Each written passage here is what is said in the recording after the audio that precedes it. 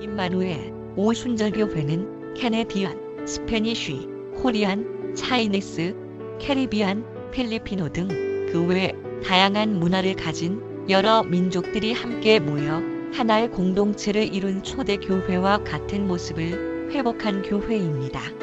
임마누엘 오순절교회는 캐나다 브리티쉬 콜롬비아주 광역 밴쿠버 안에 있는 뉴 웨스트민스터에 위치하고 있습니다.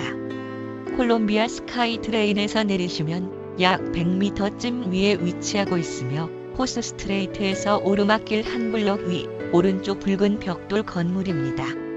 예배 모임은 주일 오전에는 모든 그룹이 10시 같은 시간에 각기 장소에서 나라별로 모여서 예배하고 주일 저녁은 6시부터 모든 민족들이 함께 모여 영어로 예배합니다. 한국부 예배는 본당 옆 건물 교육관에서 주일 오전 10시와 수요일 저녁 7시에 같은 장소에서 예배하며 또 수요 성경 공부와 금요셀 모임이 오전 10시 30분부터 따로 있습니다. 임마누엘 오순절 교회는 로마 카톨릭으로부터 온 모든 교리를 부정하며 하나님 말씀대로 믿고 순종하며 말씀대로 행하는 교회입니다.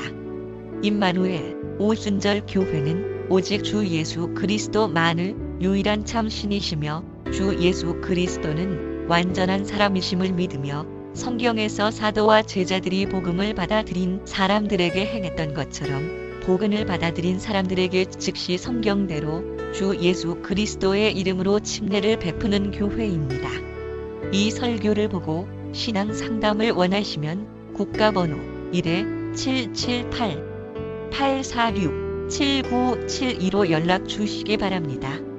한국에서 상담을 원하시면 070-8265-2120입니다. 그리고 그 외 더 많은 자료를 원하시면 인터넷 다음에서 임마누엘 오순절 교회를 검색하시면 쉽게 찾을 수 있습니다.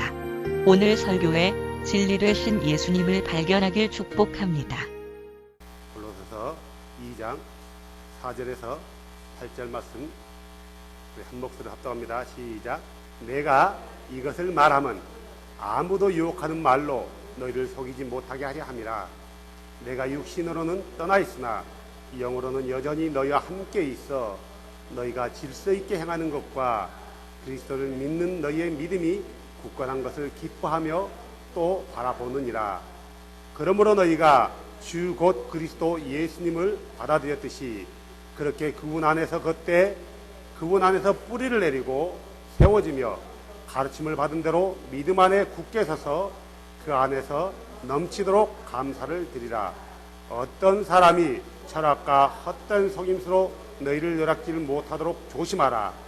그 어떤 사람들의 전통과 세상의 유치한 원리들을 따르는 것이요 그리스도를 따르는 것이 아니니라.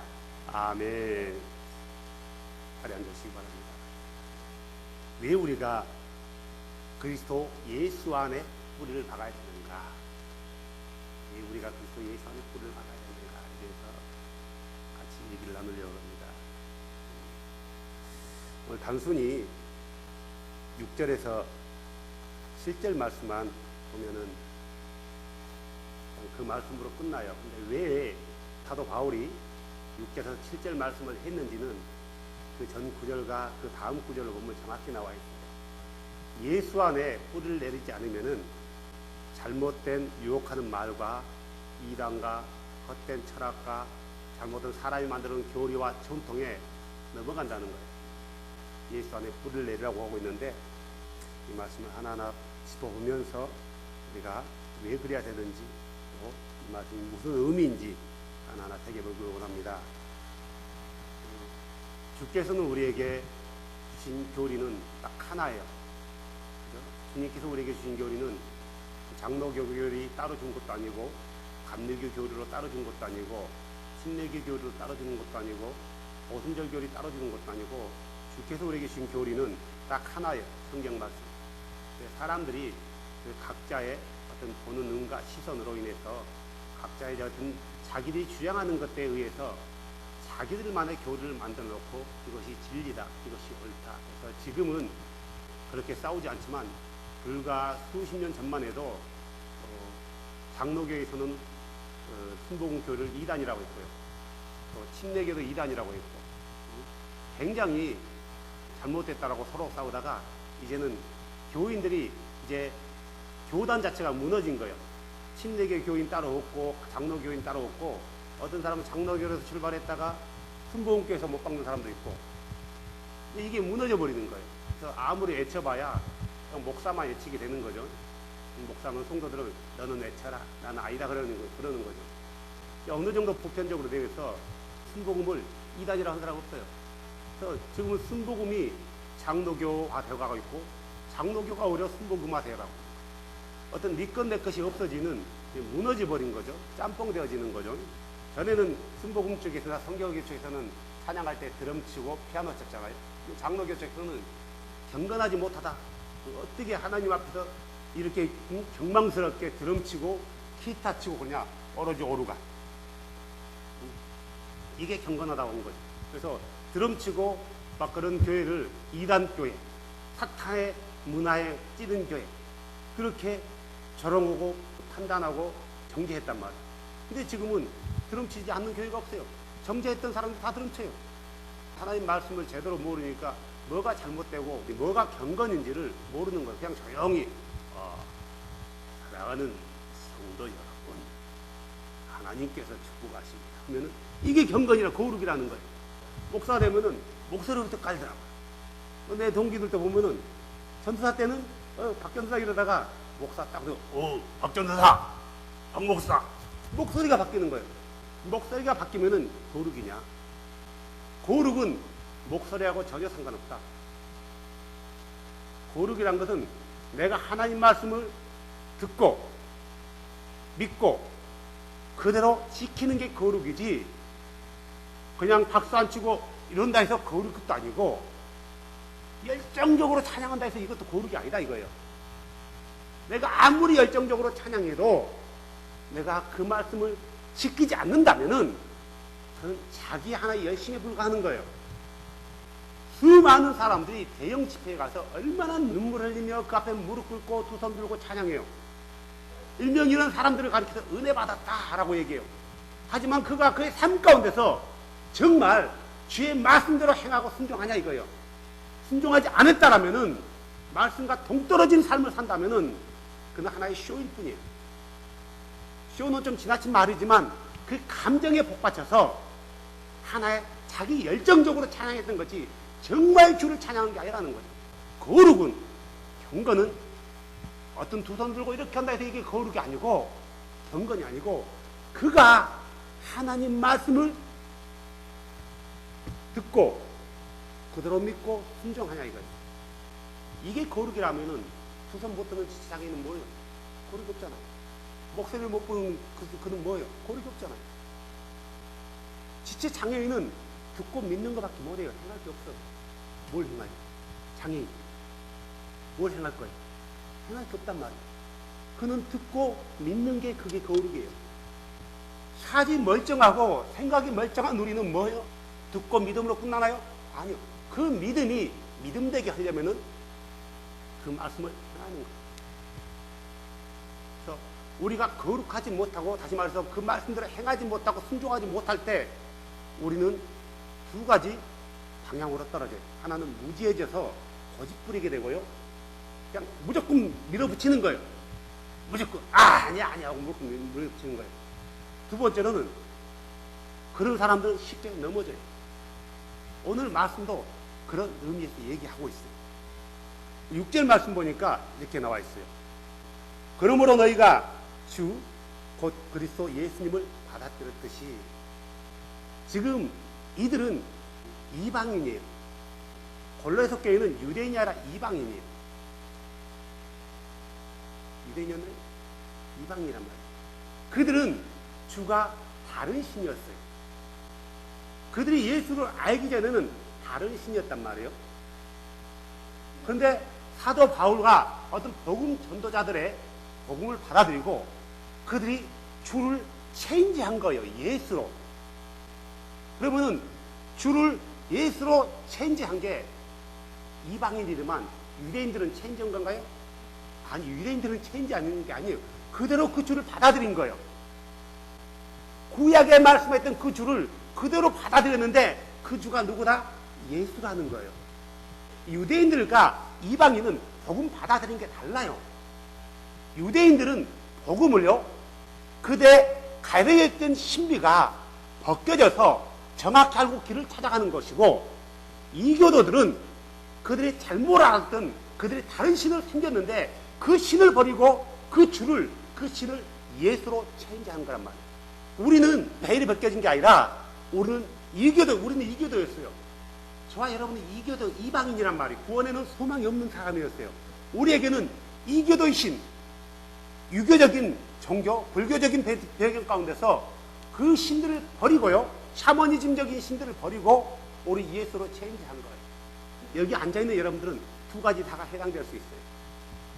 두 가지. 어떤 면에서는 전에는 우리가 예수에 대해서 정확히 성경대로 알지 못했다가 성경에서 너희가 너희 마음을 주께로 돌아선다면은 주 안에 감춰진 그 베일이 벗겨질 것이요, 주는 영이시니 조용히 있는 곳에 참으로 차ям이 있으리라.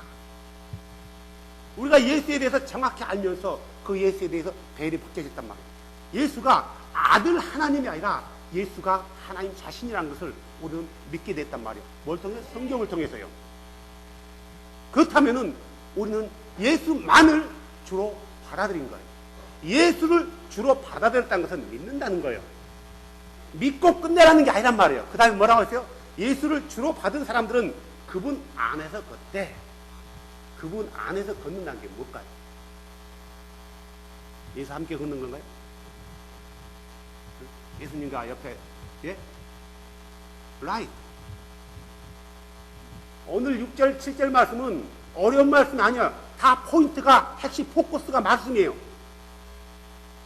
여러 가지 이로 표현되어 있는 것 같지만 결국 포커스는 말씀으로 꽂혀 있어요. 예수 안에 걷는다. 구약에서는 찾아보면 이렇게 나왔어요. 법규 안에서 걷는다라고 얘기해요. 법규. 또 명령들 안에서 걷는다. 진리 안에서 걷는다. 율법 안에서 걷는다. 그럼 무슨 말이에요? 결국 법규나 명령이나 율법이나 진리는 뭘 가리켜요? 말씀을 가리키는 거예요. 누구의 말씀이에요? 아도나이 말씀이에요. 신약에 하면은 걷는다는 표현이 약간 바뀌어요. 성령 안에 걷는다고 얘기해요. 자, 그러면 성령 안에 걷는다는 게 뭘까요?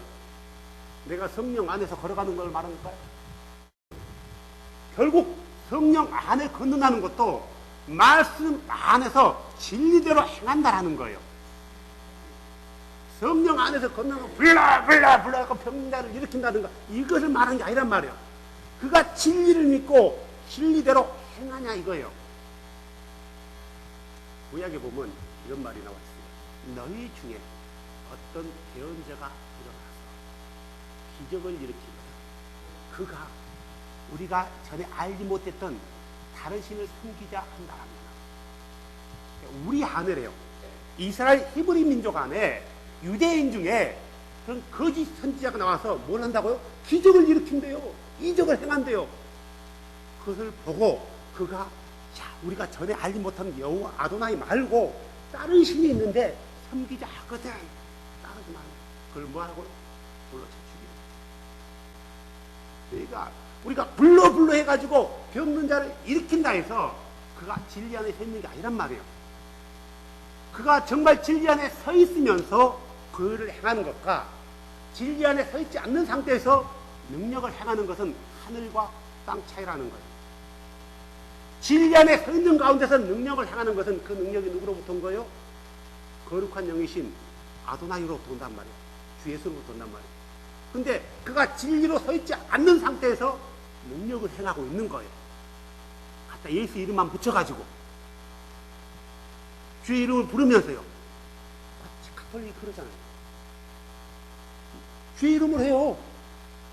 누가 그래요? 개신교에서도 많이 그래요. 배민 같은 경우 누구 이름을 해요? 주의 이름을 해요. 거짓 선지자들 다 주의 이름을 해요. 신사도들 누구 이름으로? 다 주의 예수 이름으로 해요. 근데 뭐래요? 내가 주의 이름으로 계시도 주잖아요. 주의 이름으로 얼마나 아름다운 일을 했나이까. 주님 근데 나를 모르신다뇨. 우리 주님이 뭐라고 했어요? 너 누구냐? 내가 너를 결단코 알지 못한다. 왜 알지 못한다고 했어요? 불법을 행했기 때문에. 다시 말해서 불법을 행했다는 것은 무슨 말이에요? 말씀대로 믿고 말씀대로 행하지 않았기 때문에 그게 불법이 되는 거예요. 우리의 룰은 말씀이지 어떤 눈에 보여지는 표적이 아니라는 거예요. 우리가 예수 안에 걷는다는 것은 말씀대로 순종한다는 거예요. 누구의 말씀이에요? 자, 다시 한번 또 얘기합니다. 자, 구약은 누구의 말씀이에요? 아버지 말씀이고, 신약은 아들 말씀인가요? 신약과 구약은 모두가 아도나이, 다시 말해 주의 말씀이란 말이에요. 그 주가 누구예요? 예수. 우리가 받아들이는 그 예수의 말씀이에요. 골로새 교인들은 그들에게 성경이 뭐예요? 신약은 형성이 안 됐어요. 구약이에요. 구약. 구약을 가르친 거예요. 지금 제자들과 사도들은 구약을 그들에게 가르친 거란 말이에요. 신약을 가르치는 게 아니에요. 구약을 서들에서 예수가 아도나인 것이 어떻게 해서 아도나인지 그 교리를 세워주고 있는 거란 말이에요. 바른 교리를. 헛된 체약에서 빠져나오고 잘못된 가르침에서 빠져나오고 유혹하는 말에서 걸려들지 않도록 바른 교리를 구약을 통해서 가르쳐 주는 거예요. 신약 성경은 100년 이후에 형성이 된단 말이에요. 성경, 주의 말씀 그러면은 그들에게는 오직 뭐라고요? 구약 말씀. 지금 예수 안에 걷는다는 것은 주의 말씀 안에 걷는다는 건데 그것은 지금 이들에게는 구약이고 또 사도들의 가르침이에요. 사도들은 누구로부터 가르침을 받았어요? 예수, 주로부터 가르침을 받았단 말이에요. 그 말씀대로 믿고 행한다라는 거예요. 그 다음에요, 7절 볼까요? 그분 안에서 뿌리를 내리고, 무슨 뿌리라는 것은 굉장히 중요해요. 뿌리를 잘못 내리면은 나무가 안 커요. 겉으로는 굉장히 건강 같지만 속에는 병 들어가요. 뿌리가 깊이 내리지 못하는 나무는요, 바람이 불면 어떻게 해요? 휙 넘어져요. 우리 캐나다 나무들이 게을러 돼요. 물이 많잖아요. 물이 많으니까 뿌리를 깊게 내릴 이유가 없는 거예요. 근데 물이 없는 지역은요, 나무들이 물을 찾기 위해서 뿌리를 깊게 내려요. 왜? 깊이 갈수록 물이 있거든요. 특히 집 근처에 큰 나무들은 베어버린다잖아요. 바람이 불면 넘어지니까, 집 다치니까. 뿌리 깊은 나무는 바람에 흔들려도 부러질지언정 넘어지지 않아요. 여러분, 태풍이 불 때 보세요. 뽑힌 나무들이 어때요? 뿌리가 옆으로 다 퍼진 나무들이 깊게 내리지 않았어요. 꺾인 나무들은요, 뿌리가 깊은 나무들이 꺾일지언정 뽑히지 않는다는 거예요. 그분 안에 뿌리를 내린다는 것은 우리 예수 그리스도의 기본 기초를 가리키는 거예요. 그리스도 안에서 교리의 기초가 뭐예요? 교리의 기초가 뭐예요? 히브리서 1장 1절부터요 2절까지. 그러므로 우리가 그리스도의 교리의 기초의 원리를 따라 완전함에 나가서 죽은 행위들로부터 회개와 하나님을 향한 믿음과 심내에 관한 교리와 안수와 죽은 자들의 부활과 영원한 심판의 기초를 다시 놓지 말라. 이것은 회개와 믿음과 심내와 안수와 부활과 영원한 심판은 이건 기초예요. 여기에 기초에 머무는 게 아니라 더 완전하고 장성한 데까지 이르러야 한단 말이에요. 근데 이 기초에 잘못되면은 상승해봐야 소용이 없다는 거예요. 회개와 믿음과 심내. 성경은 침례를 통해서 제가 사해진대요. 물론 이 침례는 침례 자체 물 자체만을 얘기하는 게 아니라 분명히 말씀에 대한 근거를 통해서 믿음으로 받는 침례예요. 이 침례를 통해서 죄가 씻어진대요. 사도행전 22장 16절에도 그렇고요. 이 침례는 구원의 패래요. 베드로전서 3장 21절에 구원의 패래요. 마가복음 16장 16절은 믿고 침례 받으면 구원을 얻는데요. 단순히 남들 하니까 따라한다 해서 그 침례를 말하는 게 아니에요. 이 기초가 잘못된 상태에서 열심히 예수를 믿는단 말이에요. 아주 잘해요. 목적지에 도달했어요. 어떤 결과가 나올 것 같아요? 결과는 내가 생각하고 내가 소망했던 거하고 영땅판인 거예요.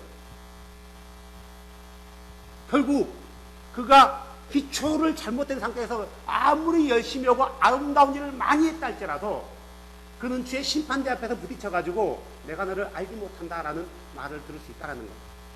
기초라는 것은 너무너무 중요해요. 기초가 잘못되는 건물은 무너지기 쉬워요. 그 안에 뿌리를 깊이 내린다는 것은 말씀 가운데서 뿌리를 깊이 세운다는 거예요. 이 기초가 잘 세워져야지 그의 믿음이 잘 세워지는 거예요. 우리는 우리가 믿는 신, 그분이 누군지 정확히 알아야 되고 누구에게든지 이 신에 대해서 정확히 설명할 수 있어야 돼요. 그들이 물어본다면은 너희 신이 누구냐? 도대체 너희는 누구에게 예배하냐? 왜 예배하다 어쩔 때는 아버지 그랬다가 어쩔 때는 예수님 그랬다가 어쩔 때는 성령 그랬다가 도대체 누구냐? 우리 하나님은 세 분인데 한 분이야. 그렇게 얘기할 거냐고요. 우리는 내가 믿는 그 하나님에 대해서 정확히 설명할 수 있어야 돼요. 물론 그분의 신비에 대해서는 모든 걸 알 수가 없단 말이에요. 하지만 나의 구원자이시고 나의 창조자이시고 나의 왕이시고 내가 그날에 가면 만날 그분, 내가 예배할 그분이 누구인지는, 그분의 이름이 뭔지는 정확히 알 수 있단 말이에요. 정확히 알 수 있어요.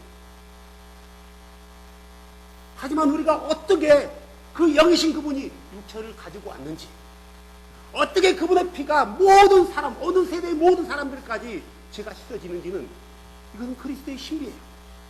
어떻게 2000년 전에 죽었던, 피 흘리셨던 그 피가 2000년 후인 나의 죄까지 실 수 있냐 이거예요. 어떻게 설명할 거예요?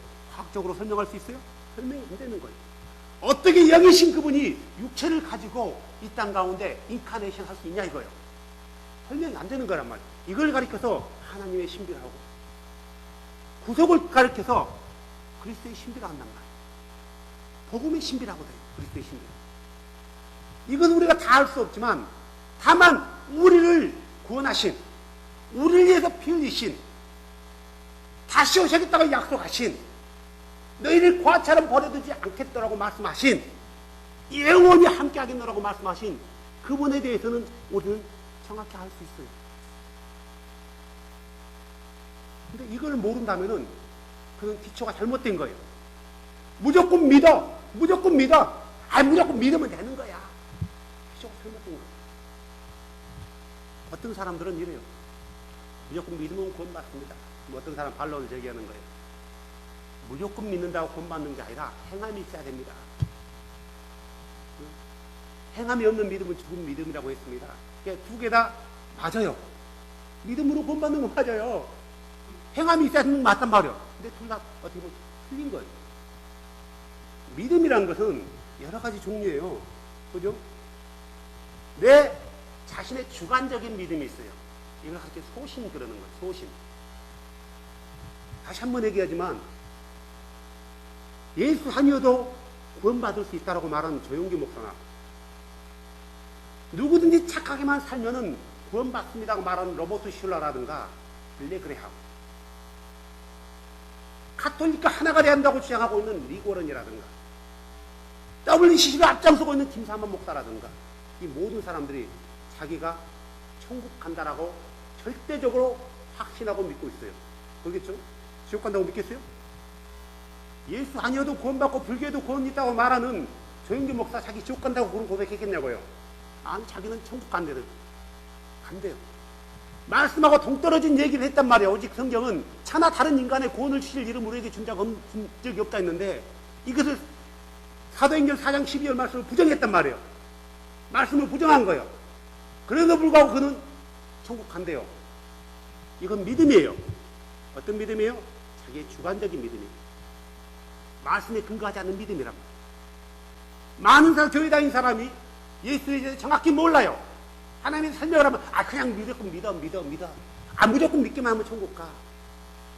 무조건 믿기만 하면 천국 간대요. 그러면 그는 그게 뭐예요? 믿음이라는 거예요. 믿음이에요? 믿음이란 말이에요. 자, 내가 천국 간다라는 믿음만 있으면 천국 가나요? 아니요. 지옥 갈 사람 아무도 없어요. 예수님이 죽으실 이유가 없어요. 예수께서 우리 죄를 사하기 위해서 피 흘리실 이유가 없단 말이에요. 이런 주관적인 믿음이다. 성경에서 원하는 믿음은 어떤 믿음이에요? 정확히 말씀에 근거해서 하는 믿음이란 말이에요. 말씀에 벗어난 것을 가지고 주장한다라면은 그는 이미 말씀 밖에서 떨어져 나가버리는 거예요. 우리의 기초는 너무너무 중요해요. 이 기초가 잘 준비되어야지 건물이, 빌딩이 높게 설 수 있고요. 이 뿌리가 잘 박혀야지, 잘 내려야지 나무도 바람에 흔들릴지언정 뽑히지 않는다라는 거예요. 다시 골로새서로 넘어갈까요? 7절. 그분 안에서 뿌리를 내린다는 것은 말씀으로 기초를 세운다라는 거예요. 어떤 특정 장로교 교리로 기초를 세운다는 것도 아니고, 감리교 교리로 기초를 세운다는 것도 아니고, 사도들이 가르쳐줬던 우리가 가지고 있는 66권 성경이에요. 이 성경을 근거로 해서 기초를 세운다라는 거예요. 그 안에 다른 여러 가지 말씀들을 가지고 건물을 세워나가는 거예요. 뿌리가 잘 박힌 나무, 다시 말해서 기초가 잘 세워진 건물이 높게 튼튼하게 세울 수 있다. 그다음에 볼까요? 가르침을 받은 대로. 뭘 가르침 받았어요? 단순히 그리스도의 교리의 기초만을 가르쳤나요? 아니에요. 사도들은 그리스도의 교리의 기초에 서 있는 사람들에게 너희가 삶에 대해서 어떻게 살아야 되는지, 그리스도를 받아들이는 사람들은 윤리적으로 어떻게 살아야 되는지, 신앙적으로 어떻게 살아야 되는지, 내 자신과의 관계에서, 내 이웃과의 관계에서, 내 가족과의 관계에서, 직장 생활에서, 여러 가지 면에서 어떻게 삶을 살아야 되는지에 대해서 정확히 가르쳐줬어요.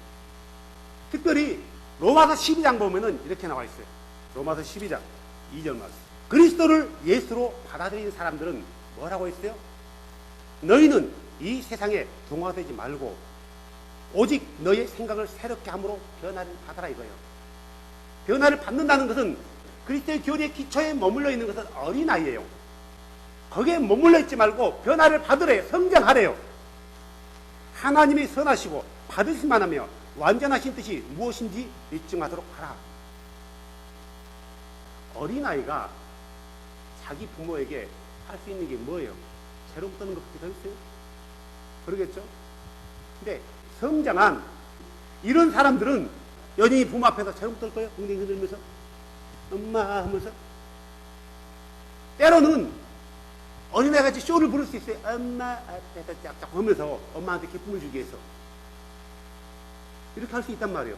때로는. 하지만 어린아이같이 엄마 잘라다니면서 한다는 것은 성장하지 않는 거예요. 그걸로 기쁨 주는 게 아니란 말이에요. 내가 할 일을 하면서 믿음 안에서 내가 성장해가는 모습을 부모에게 보이는 거예요. 세상 사람들이 하는 것처럼 따라하는 게 아니란 말이에요. 물론 세상 사람들이 하는 게 다 잘못된 것은 아니란 말이에요. 그죠? 그거 다 잘못된 거 아니에요. 하지만 말씀에 비쳤을 때 잘못된 것들이 많아요. 그러면은 우리는 그들이 하는 대로 본받지 말아야 된단 말이에요. 그들이 행하는 것들을 따라가지 말아야 되는 거예요. 때로는 우리는 거슬려야 될 때가 있어요. 예수를 주로 받은 사람들. 다시 골로새로 넘어갈까요? 가르침을 받는다는 것도 말씀의 가르침을 받는 거예요. 그 다음에 볼까요? 기초를 잘 세우고 말씀의 가르침을 잘 받고 잘 순종하는 것을 가리켜서 믿음 안에 굳게 선다라고 하는 거예요. 그냥 믿음 안에 굳게 서는 사람들은 늘 그의 삶 가운데 뭐가 있어요? 감사가 있다. 내가 믿음 안에 굳게 섰는지 굳게 서지 못했는지에 대해서는 뭘로 알 수 있어요? 우리 안에 감사가 있냐 없냐. 감사의 반대가 불평과 원망. 성경을 보면은 이스라엘 백성들이 이집트에서 있을 때 400년 동안 노예 생활했어요. 400년이면 4대.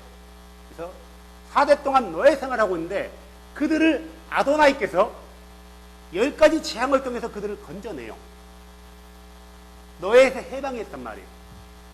노예에서 해방됐다는 것은 얼마나 행복하고 기쁜 일인지 몰라요. 근데 그들이 불과 일주일도 못해서 뭐예요? 원망하는 거예요.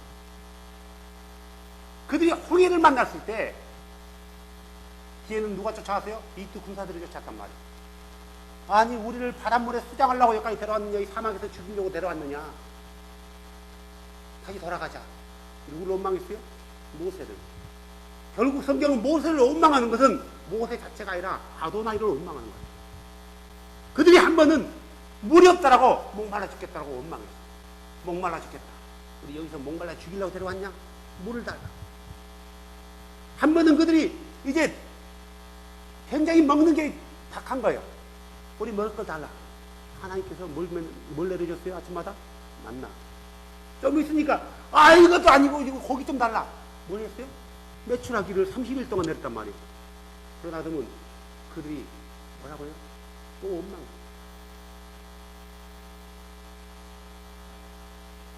그들이 주신 것에 감사하지 않고 늘 원망한단 말이에요. 그래서 원망했던 그들이 결국 그들의 결과가 뭐였어요? 40년 동안에 600만 명이 광야에서 죽었다는 거예요. 심지어 모세까지 두 사람 빼고. 원망과 불평은 이렇게 큰 결과를 낳아요. 하지만 하나님을 절대적으로 신뢰한 여호수아와 갈렙은 어땠어요? 그들도 똑같이 원망할 수 있었단 말이에요. 그들이 가나안 땅을 정탐했을 때 그들 눈에는 그 아낙 자손들이 안 보였을까요? 보였단 말이에요. 똑같이 보였지만 보는 시각이 달랐어요. 10명의 그 사람들과 2명의 갈렙과 여호수아는 10명은 환경을 바라봤지만 두 사람은요, 누구를 바라봤어요? 우리와 함께 하시며 내 안에 계시는 그 하나님이 크신 분이라는 걸 알았단 말이에요. 아무리 그들이 아낙 자손이 크고 거인이라 할지라도, 자이언트라 할지라도 하나님께서 만든 피조물에 불과하다는 거예요. 다시 말해서 여호수아 갈렙의 기초는 하나님을 신뢰하는 데 뒀단 말이에요. 철저하게 신뢰했단 말이에요. 이게 하나님을 신뢰하는 사람과 신뢰하지 못한 사람이 불신자였나요? 아니거든요. 다 아도나이를 믿는 사람들이었어요. 그분이 창조주임을 믿었단 말이에요. 그럼에도 불구하고 그들은 아도나이 자체를 신뢰했던 게 아니라 환경 바라보고 그냥 원망하고 불평했어요. 그러다 그들이 뱀에 물려 죽고 땅에 갈려 죽고 하로에서 불이 나와 그들을 태워버리고 여러 가지 역병으로 죽고 수만 가지 상황을 통해서 그들이 다 죽어나가요. 40년 동안에 600만 명이 죽어요. 뭐 때문에요? 오늘 성경은 감사하래요. 감사요. 히브리서 13장 15절에 이렇게 나왔어요. 그러므로 우리가 그분으로 말미암아 계속해서 찬양의 희생을 하나님께 드리자. 그것이 곧 그분의 이름에 감사를 드리는 우리의 일들의 영광입니다. 그리스도 예수에게 뿌리를 깊이 내리는 사람들은 찬양 자체가 달라요. 아름다운 목소리라 해서 하나님이 받아주시는 것도 아니고 내 목소리가 별로 안 좋다 해서 그분이 안 받아주는 것도 아니란 말이에요. 그가 주를 신뢰하고 주를 아냐 이거예요. 주를 아냐. 데살로니가 전서 5장 18절 우리가 잘 알고 있잖아요. 범사에 모든 일에 감사하라. 모든 일에 감사하라. 이것은 그리스도 예수 안에서 너희를 향한 누구의 뜻이라고요? 하나님의 뜻이에요. 감사는 하나님의 뜻이라는 거예요. 골로새서 3장 17절에 우리가 봤던 성경, 또 무엇을 하든지 말이나 행위나 다 주 예수님의 이름으로 하며 그분을 힘입어 하나님 곧 아버지께 감사를 드리라. 골로새서 4장 2절에는 이렇게 나왔어요. 항상 기도하고 기도 중에 감사드리며 깨어있어라. 고린도후서 4장 15절에 모든 것이 너를 위하여 있나니 이것은 많은 사람들의 감사를 통하여 풍성한 은혜가 넘쳐나서 하나님께 영광이 되게 하려 합니다. 우리는 하나님께서 감사하는 것을 원한다는 것을 알고 있어요. 그리스도 예수를 받아들인 사람들은 바로 감사해야 돼요. 그리스도 예수를 받아들여 놓고도 감사하지 않고 불평하면 어떻게 돼요? 고린도전서 10장 10절에 이렇게 나와 있어요. 또한 그들 가운데서 어떤 자들이 불평하다가 파멸시키는 자에게 멸망을 당하였으니 너희는 그들과 같이 불평하지 말라. 불평하지 말고 뭐 하래요? 감사하라 이거. 빌립보서 2장 14절에 이렇게 나와 있어요. 모든 일에 불평이나 시비가 없이 할지니. 야고보서 5장 9절에 이렇게 나와 있어요. 형제들아 서로 불평하지 말라. 그리하여야 너희가 정죄받지 아니하리라. 보라 심판자께서 문 밖에 서 계십니다. 불평은 어떻게 되는데요? 심판자에게 심판을 받을 수 있다는 거예요. 유다서 1장 16절은요. 이들은 투덜거리는 자요 불평하는 자들이며 자기 정욕대로 걷는 자들이며 이들의 입은 크게 불린 말을 하며 이득을 위해 사람의 예물을 감탄합니다. 불평하는 자. 사랑하는 여러분, 우리는 왜 예수 안에 뿌리를 깊이 내려야 돼요? 예수 안에 뿌리를 깊이 내린 사람은 감사할 수 있어요. 감사하는 사람은 사단이 그를 못 넘어뜨려요. 진리를 바로 알고 그 안에 뿌리를 깊이 내리고 그래서 나를 구원하신 그 주님께 감사를 드리는 사람은, 자, 해보세요. 4절에 다른 사람들이 어떤 말로 유혹한다 할지라도 나를 구속하신 주를 부정하지 않는다라는 거예요. 더 구체적으로 8절에 뭐 이렇게 나왔어요? 어떤 사람이 헛된 철학과 속임수로 늘 늘락질 못하도록 조심히 하라. 그것은 사람들의 전통과 세상의 유치한 원리들을 따르는 것입니다. 믿음에서 떠난 사람이, 어떤 사람이 믿음에서 잘 떠나겠어요? 예수 안에 뿌리를 깊이 내리고 잘 세워져가며 가르친 대로 순종하며 감사하는 사람이 잘 넘어지겠어요? 불평하면서요, 후덜거리면서 원망과 시비하면서 말씀에 대해서 불순종하면서 그냥 있으려면 주의하는 사람이 잘 넘어지겠어요? 부자예요. 부자. 출애굽기에 보면은 이런 일이 있어요. 민수기 25장 1절에 이제 그 출애굽기 상을 얘기하고 있는데요. 이스라엘 백성들에서 광야를 가니까 힘들잖아요. 자, 낮에는 구름 기둥으로, 밤에는 불 기둥으로 했단 말이에요. 하지만 광야이기 때문에 힘이 들다라는 거예요. 그들의 짐은 다 그들이 끌고 어깨에 메고 간단 말이에요. 아무리 그 구름이 그늘을 휘진다 할지라도 힘들어요. 그들이 불평을 하고 뒤로 처렸어요. 그게 잘못인가요?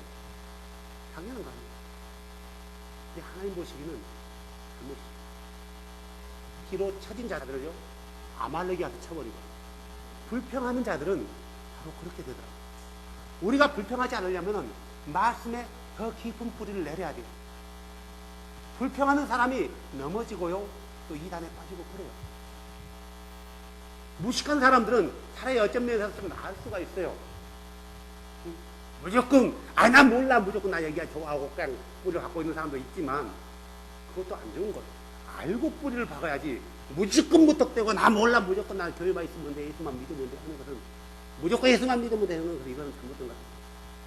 세상에 헛된 철학들이 골로새 교회로 들어왔단 말이에요. 그들을 유혹했어요. 그들을 무너뜨리려고 했단 말이에요. 그래서 사도 바울은, 그래서 너희들이 무너지지 않으려면은 뭐라고요? 질서대로 행하고 그리스도를 믿는 믿음으로 서져가는데 결국 너희들이 그리스도 안에서 걷고 뿌리를 깊이 내리고 세움을 받고 가르침을 받고 믿음에 서서 날마다 감사함에 넘치게 하라. 그래야지 너희가 헛된 유혹하는 말에 넘어가지 않을 것이고, 헛된 철학에 넘어가지 않을 것이고, 사람들의 말장난에 넘어가지 않을 것이고, 전통을 수행하는 사람들의 그 꼬임에 넘어가지 않을 것이고, 오직 예수만을 아도나이로 섬기면서 그분이 오실 때까지 너희 믿음을 기할 수 있을 것이다. 반대로 성경은 언제나 볼 때 반대로 뒤집어 보시면 쉽게 이해가 돼요. 반대로 뒤집어서 읽어보면 굉장히 쉽게 이해돼요. 너희들이 그리스도 안에서 걷지 않고 그리스도 안에 뿌리를 내리지 아니하고 그리스도에서 반석이신 그리스도 위에서 세움을 받지 않고 그분의 가르침을 받고 따르지 않고 믿음에 서지 않는다면, 감사하자고 불평한다면 어디에 누구에게 넘어간다고요?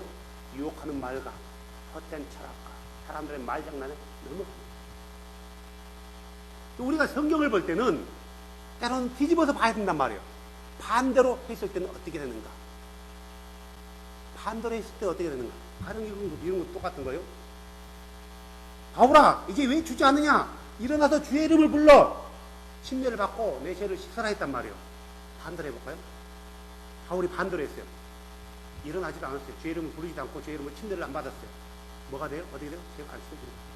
마가복음 16장 16절을 반대로 해보세요. 응? 믿고 침례를 받는 사람은 구원을 받을 것이요 믿지 않는 사람은 정죄를 받으리라 그랬단 말이에요. 믿지도 않고 침례도 안 받고 믿고도 침례도 안 받았어요. 그런 사람은 구원 받았다고 예수님 말씀할까요? 안 한단 말이에요. 침례를 받지 않는다는 것은 그분의 말씀을 믿지 않는다는 거예요. 성경 말씀 자체를 부정한다는 거예요. 어떻게 침례가 죄를 씻어? 무슨 소리야? 이건 물인데 무슨 물이 침례, 물이 죄를 씻어? 무슨 소리야? 제사장들이 성소에 들어갈 때 언제나 물두멍에 있는 물로 수족을 씻었단 말이에요. 그래서 정결케 했대요. 온몸을 씻은 게 아니라 수족을 씻었단 말이에요. 그게 정결한 거예요? 아니거든요. 하나님이 원하니까 하는 거예요. 이렇게 하면 정결하게 된다니까 믿고 하는 거란 말이에요. 짐승의 피를 잡아서 흘려서 죽었단 말이에요. 근데서 내 죄가 씻어져요? 아니에요. 짐승의 피는 피일 뿐이에요. 왜 그 피가 내 죄를 씻어요?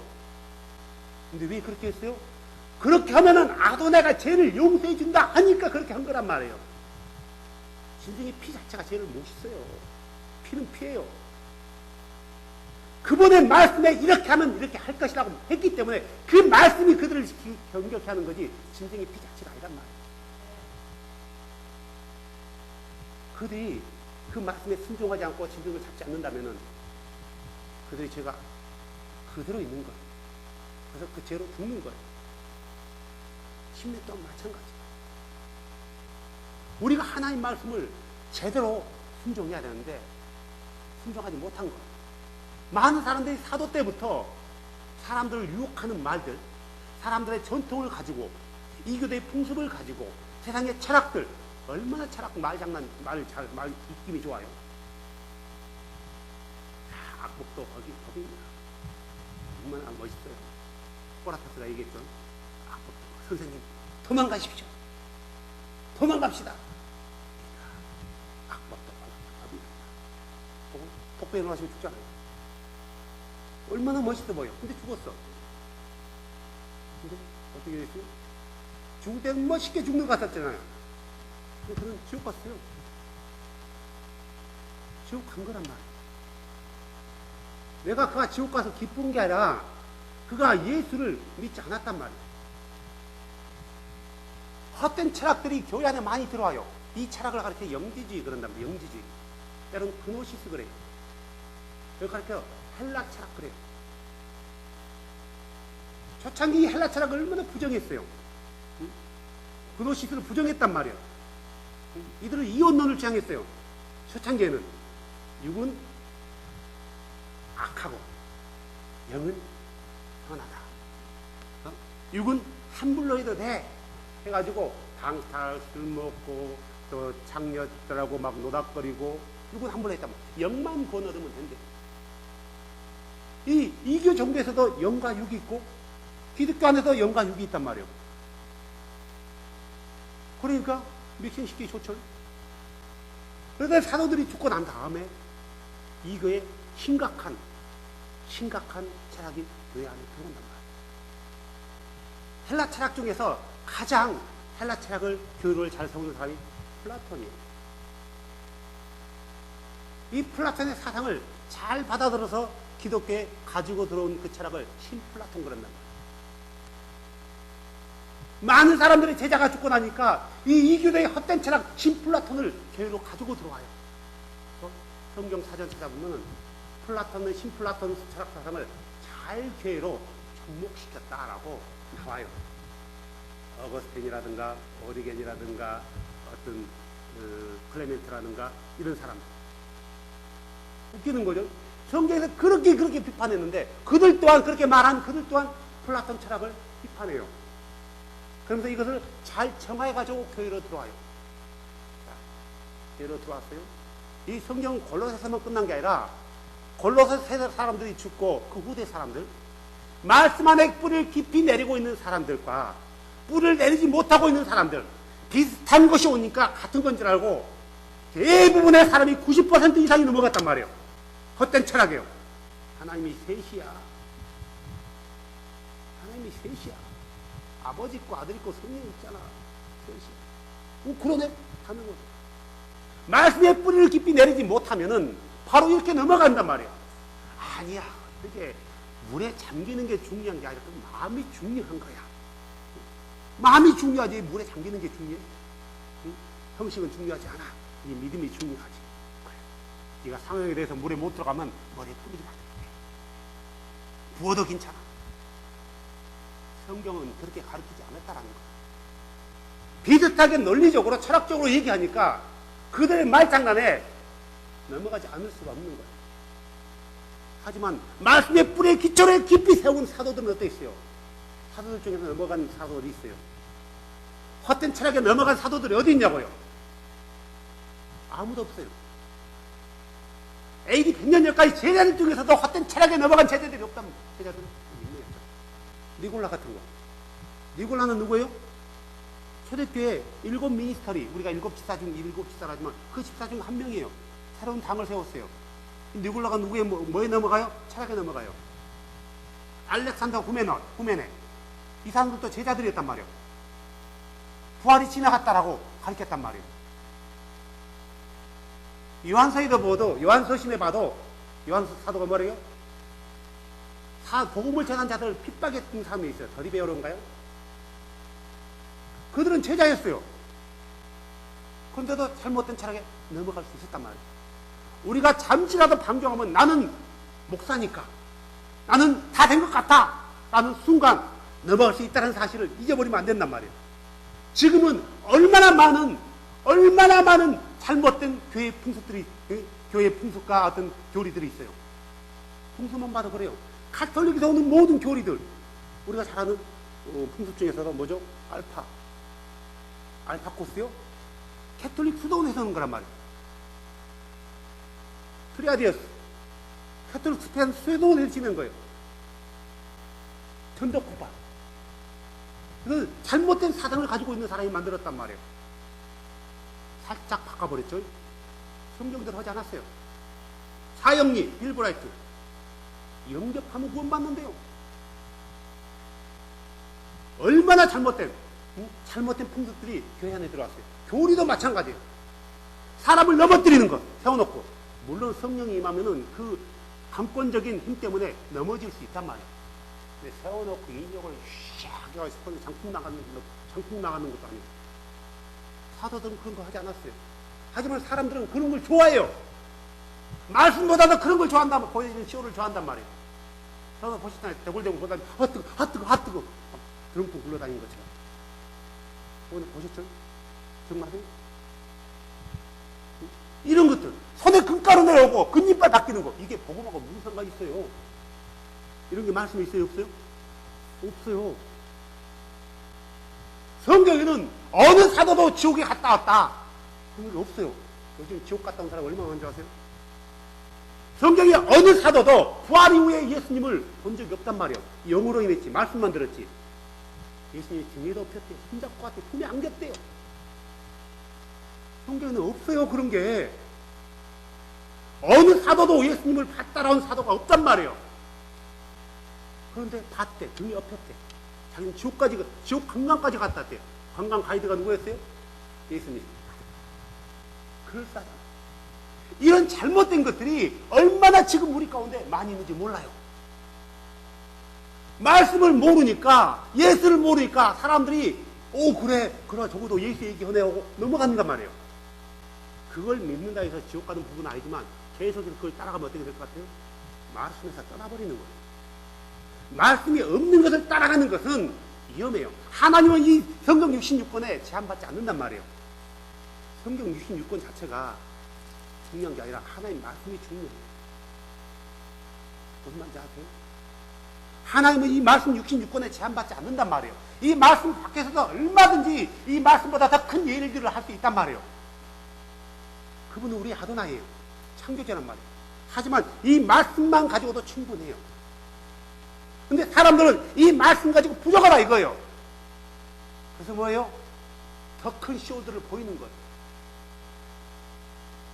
암 걸린 사람 손을 집어넣어가지고 암덩을 꺼내지 않느냐. 한국에서 중재하라는 할렐루야 기도원의 그 여자 원장이 그런 행동했잖아요.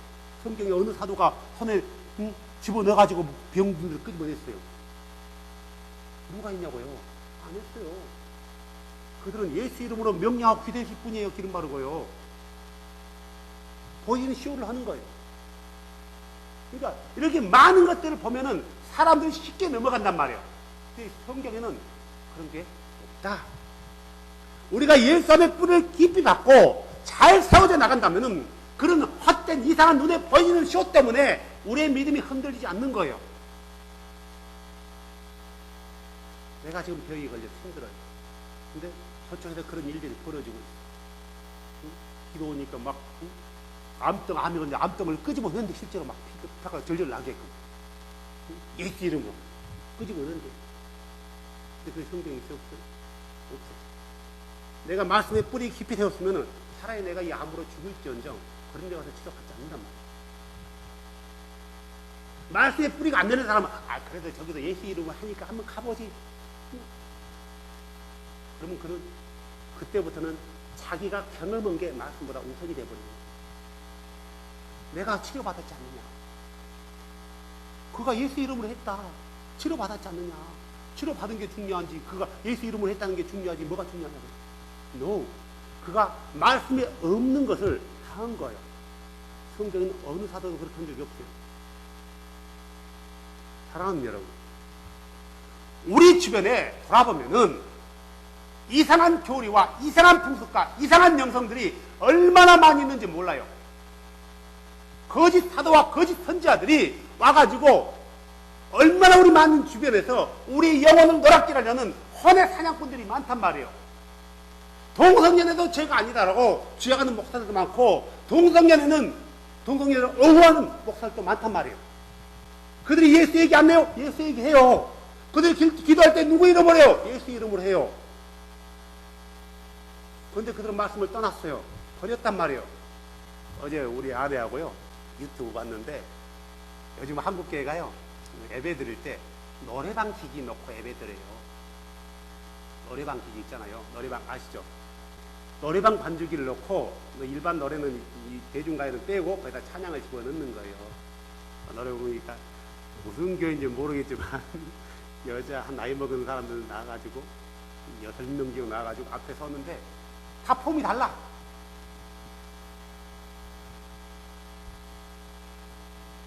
한 사람은 이렇게 한 사람은 이렇게 이렇게 하는데 웃긴 것은 그 목사님 신나서 찬양하고 있고 더 재밌는 것은 그 앞에 있는 성도들은 은혜 된다고 또 이렇게 경배하고 있더라고요. 이게 뭐예요? 가라TV 가서 한번 봐보세요. 또 뭐 제목이 뭐였죠? 흔치 않은 워십이래요. 아니 이게 무슨 막 이래 이게 다 똑같다면 50원 내지가는 다 똑같잖아요. 다 틀려 따라더라. 그런데 앞에 앉아있는 회중들은요, 교인들 은혜에 된대요. 이게 무슨 은혜예요?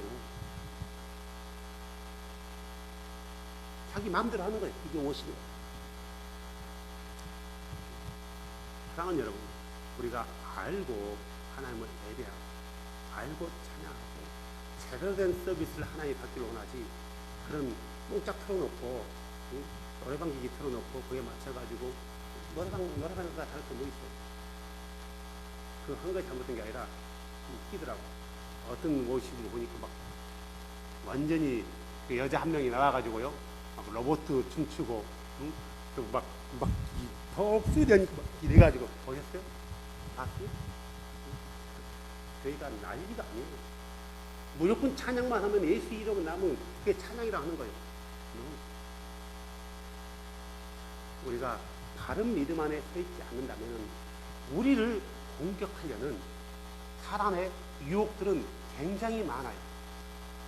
굉장히 많아요. 우리가 그래서 그리스도 안에서 걷고 그분 안에서 뿌리를 깊이 내리고 그분 안에서 세움을 받고 그분의 가르침을 받고 믿음에 굳게 서서 감사함이 넘치도록 살아야 되는 거예요. 불평할지 감사할지 누가 하는 거예요? 선택은 누가 하는 거예요? 우리 형제에게 엄청난 불행한 일을 당했어요. 원망할 수 있어요? 불평할 수 있어요? 없어요? 불평할 수 있어요. 있지. 불평한다 해서 누가 욕해요? 내가 열심히 복음을 전하는데 우리 아내도 죽고 애들도 죽어 다 죽죠. 내가 하나님 도대체 이게 뭡니까? 라고 불평할 수 있어요? 없어요? 할 수 있죠. 내가 불평한다 해서 너 당신은 믿음이 그것밖에 안 돼. 그렇게 할 수 있어요? 못해요. 못하는 거예요. 하지만 내가 그 자리에서 불평할지 하나님 감사합니다 할지